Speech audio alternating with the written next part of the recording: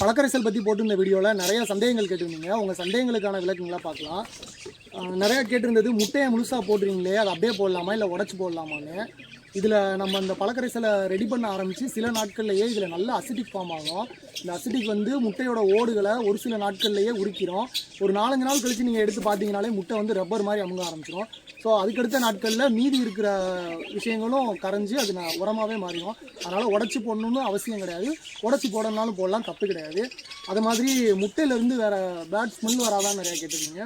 முட்டையிலேருந்து அப்படியெல்லாம் ஸ்மெல் வராது. ஏன்னா முதல்ல சொன்ன மாதிரி தான் இதில் உருவாகிற அசிடிக் வந்து எல்லாத்தையுமே அரித்து இதை ஒரு உரமாக மாற்றிடும்.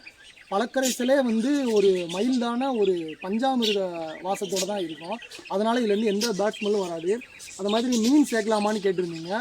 மீன் இதில் சேர்க்கணுன்னு அவசியம் கிடையாது. மீன் ஆக்சுவலாக சேர்க்கக்கூடாது.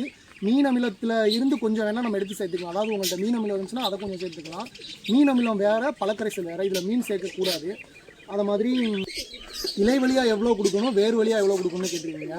ஒரே அளவு தான். 10 லிட்டர் தண்ணிக்கு வந்து 100 ml. அதுக்கு மேலே கலந்துக்கணுனாலும் கலந்துக்கலாம், எந்த தப்பும் கிடையாது. ஏன்னா இதில் எந்த சைட் எஃபெக்ட்ஸும் கிடையாது. உங்கள்கிட்ட இருக்குன்னா 150 ml 200 ml கலந்துக்கலாம். ஆனால் 100 ml போதுமானது. அதை இலை வழியாக கொடுத்தாலும் அதே அளவு தான், வேறு வழியாக கொடுத்தாலும் அதே அளவு தான். அது மாதிரி ஒரு ஏக்கருக்கு எவ்வளோ கொடுக்கணும் அப்படின்னு கேட்டிருக்கீங்க.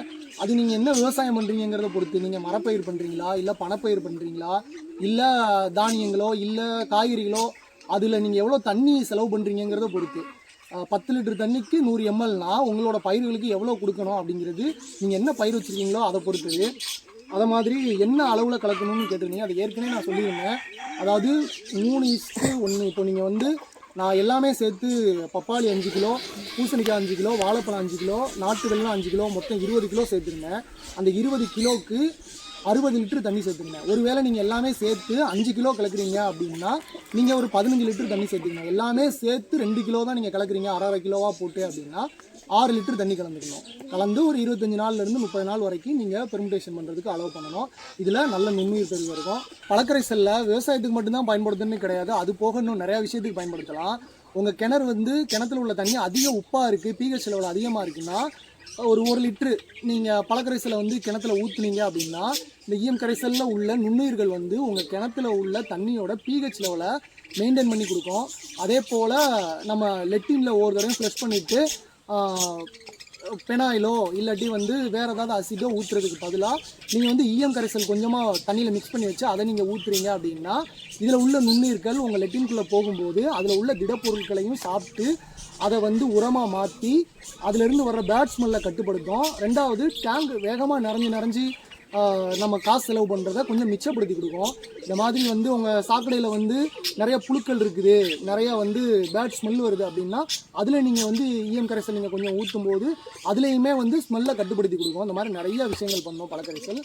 அதே மாதிரி இந்த வீடியோ போடுறதுக்கான நோக்கமே வந்து பழக்கரைசலில் வந்து ஒரு சிலர் வந்து நிறையா பழங்களை வேஸ்ட் ஆகுறதுலேருந்து தவிர்த்து பழங்களை வச்சு கொஞ்சம் ஏதாவது கற்றுக்கணும், இதை வச்சு பயன்படுத்தணுங்கிறதுக்காக தான்.